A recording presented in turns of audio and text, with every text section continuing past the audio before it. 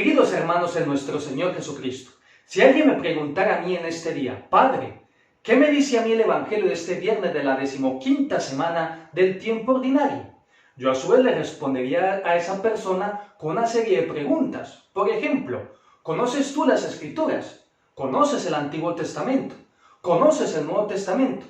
Y si conoces las Escrituras y conoces el Antiguo y el Nuevo Testamento, ¿ves su unidad en Cristo Jesús? ¿Tienes alguna clave de lectura para acercarte al texto sagrado? Y si conoces las Escrituras, ¿para qué las usas? ¿Las comunicas? ¿Las transmites?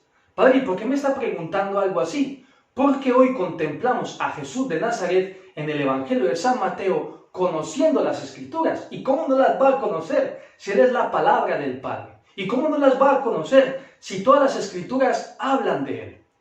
Y Jesús usa bien las Escrituras, porque usa las Escrituras para demostrar la inocencia de sus apóstoles. Los fariseos, los escribas, los levitas, muchas veces usaban las Escrituras para ver, señalar, indicar el pecado de los miembros del pueblo de Israel. Cristo Jesús usa las Escrituras al contrario, para justificar, para demostrar la inocencia de sus apóstoles y decirle a los fariseos que ellos no están incurriendo en ninguna falta, ningún delito, porque están con Él, que es más que el templo y es más que el sábado.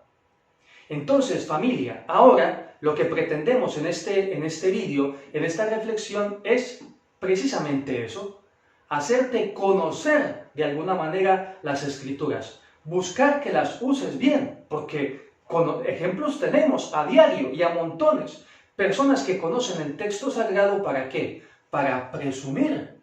Personas que repiten los textos, que conocen los capítulos y los versículos, pero luego no tienen misericordia con el prójimo. Y es lo que nos dice Cristo Jesús en este día. Quiero misericordia y no sacrificio.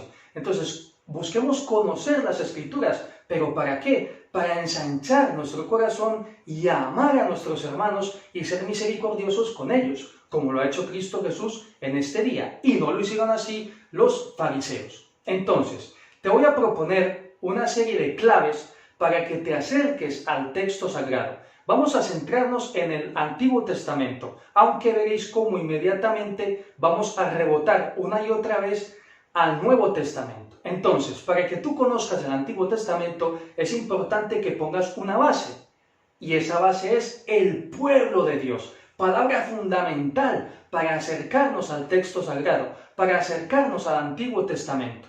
Porque todas las Escrituras buscan la salvación del pueblo de Dios. ¿Ok? Y buscan confortar, buscan consolar, mimar a ese pueblo. Dios, a través de su palabra, quiere salvar a su pueblo, a ese pueblo de Israel. Y ahora mismo rebotamos, pasamos al Nuevo Testamento, porque nosotros como iglesia somos el nuevo pueblo de Dios. Entonces, lo primero, esa base, colocar esa base, el pueblo de Dios, el nuevo pueblo de Dios, nosotros la iglesia. Ahora bien, en el Antiguo Testamento, en este pueblo de Dios, hay 5 palabras muy importantes que nos sintetizan todo el Antiguo Testamento. Y esas 5 palabras, curiosamente, o por lo menos así he procurado hacerlo yo, comienzan por la letra T. La tierra, primera palabra. Para el pueblo de Israel era fundamental la tierra, porque esa tierra les había sido proporcionada por Dios. Dios los había liberado en el Éxodo, los había sacado de la esclavitud para llevarlos a la tierra prometida. Otra palabra importante para el pueblo de Israel, que empieza por la letra T, el templo. El pueblo de Dios se enorgullecía al tener un templo donde se le rendía culto, se le ofrecían sacrificios al Dios vivo y verdadero, al Dios creador de todo, y no a esos dioses con minúsculas que abundaban por todas las ciudades y por todos los pueblos. Otra palabra que comienza por la letra T en el pueblo de Israel, el trono. El pueblo de Israel se sentía orgulloso de sus reyes y de la sabiduría de sus reyes. Dice el texto sagrado que David tenía un corazón según el corazón de Dios, y por eso el pueblo de Israel se sentía orgulloso de los reyes que había tenido, del rey David, del rey Salomón, esos reyes que habían ocupado y se habían sentado en un trono. Otras 2 palabras que comienzan por la letra T y que van muy ligadas, la Torá y la tradición. La Torá, que comprende los libros Génesis, Éxodo, Levítico, Número y Deuteronomio. En definitiva, la ley. El pueblo de Israel veía su origen, esas aguas originales de donde habían nacido, las veían en la Torá, en el Génesis, Éxodo, Levítico, Número, Deuteronomio. Ahí encontraron su tarjeta de identidad. Somos el pueblo que ha sido escogido, liderado y conducido por Dios. Dios nos ha alimentado. Dios ha tenido providencia de nosotros. Y también, y por supuesto el pueblo de Israel, se encargaba de comunicar, transmitir esa Torá. Y con esa Torá también la tradición. Y cuando hablamos de tradición, ¿de qué estamos hablando? De la manera de orar del pueblo de Israel, de la sabiduría que tenía el pueblo de Israel y que a su vez comunicaba a sus hijos.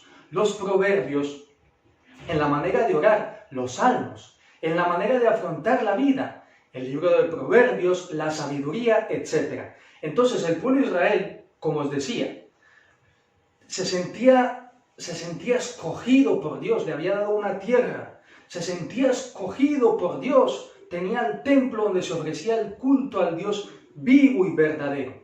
Se sentían orgullosos de tener un trono donde se habían sentado reyes muy poderosos y reyes muy sabios. Y se sentían orgullosos porque tenían esa sabiduría que viene de lo alto y buscaban cumplirla y defenderla a costa de su vida, como por ejemplo en los libros de los Macabeos. Vamos a hacer ahora mismo algunas relaciones teniendo en cuenta esta base que es el pueblo de Dios y estas 5 palabras que comienzan por la letra T. Por ejemplo, en lo que respecta a la tierra, vemos cómo los jueces fueron los que terminaban de conducir al pueblo de Israel a la tierra prometida. En lo que respecta al templo, vemos cómo en las Escrituras, en el Antiguo Testamento, se ve ese afán de reconstruir el templo, Esdras, Nehemías. En el trono de Israel, los libros de los reyes. Y cuando hablamos del trono, inmediatamente hablamos de los profetas. Querida iglesia, para que lo sepáis, una de las funciones principales de los profetas no era predecir el futuro, que sería lo que nosotros entenderíamos por profeta, no. Un profeta es aquel que profiere el mensaje de Dios en medio de su pueblo y anuncia la palabra de Dios al rey y al pueblo, para que al rey tampoco se le suban mucho los humos. Recordad cómo el profeta Natán le señaló a David su pecado. También vemos cómo el pueblo de Israel, como os había dicho, se esforzaba por cumplir la ley y guardarla. Ahí tenemos los libros de los Macabeos. Y en la Torá, pues ya tenemos los libros del Génesis, Éxodo, Levítico, Número y Deuteronomio. Entonces, si ahora mismo ponemos a Cristo Jesús en todas estas categorías, en todas estas palabras, veremos cómo Cristo Jesús da cumplimiento y plenitud a todo el Antiguo Testamento. ¿Por qué? Él ha escogido un nuevo pueblo que tiene los patriarcas del Antiguo Testamento, Abraham, Isaac, Jacob, y ese nuevo pueblo de Dios somos nosotros, su iglesia. Cristo Jesús nos conduce a una tierra que no nos será arrebatada por nadie, ni nos será quitada por nadie, porque está allí en los nuevos cielos y en la nueva tierra, en la Jerusalén celestial. Cristo Jesús es el templo porque en Él encontramos la paz, en Él nos encontramos con Dios, porque Él es Dios. En Él adoramos al Padre de verdad, porque todo su corazón, toda su vida, toda su existencia es una adoración a Dios. Y Él es ese sacrificio hecho vida que se ofrece siempre al Padre. Y Cristo Jesús también nos va a llevar a cumplir la ley de Dios. Porque ¿qué ocurre? Lo que estaba escrito aquí en la antigüedad, en esas tablas de piedra, el pueblo de Israel se veía incapaz de cumplir la ley. Por supuesto que muchos grandes personajes del Antiguo Testamento cumplieron la ley de Dios, pero hasta cierto punto. Es decir, que era muy difícil llegar a hacer que su vida fuera un fiel reflejo de esas tablas de la ley. Pero ¿qué ocurre con Cristo Jesús? Cristo Jesús, con su vida, con todo su misterio, hace que esas tablas de piedra sean escritas en nuestro corazón. Y cuando decimos que esas tablas de piedra, que esa ley de Dios, es escrita en nuestro corazón, quiere decir que Cristo Jesús nos da la capacidad de cumplir la ley.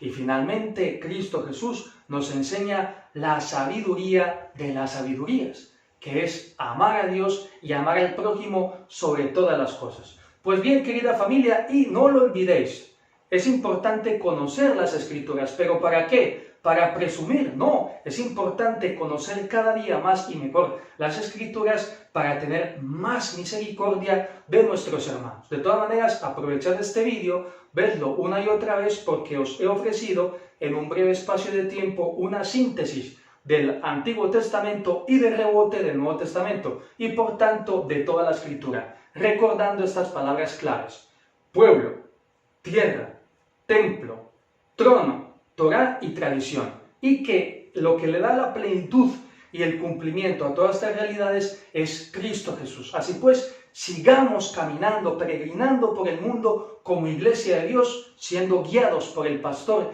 que es Cristo Jesús, hasta que lleguemos algún día a la Jerusalén celestial. Pues querida familia, lo dejamos aquí. Y la bendición de Dios Todopoderoso, Padre, Hijo y Espíritu Santo, descienda sobre vosotros y os acompañe siempre. Hasta la próxima.